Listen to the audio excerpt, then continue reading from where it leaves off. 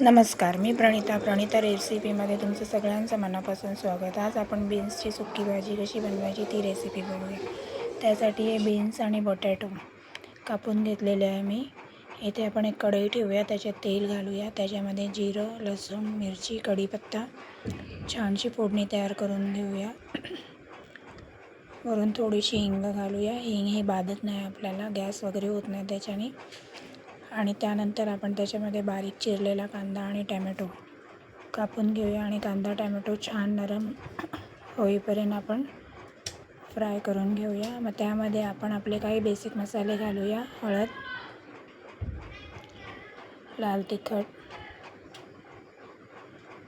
त्यानंतर चवीपुरतं मीठ, हे सगळं छान घालून सगळं एकजीव मिक्स करून घेऊया कांदा. आणि त्यामध्ये आपण आपले बारीक चिरलेले बीन्स आणि बटाटे घालूया. ते सुद्धा छान मिक्स करून घेऊया आणि वाफेवर शिजवून घेऊया. झटपट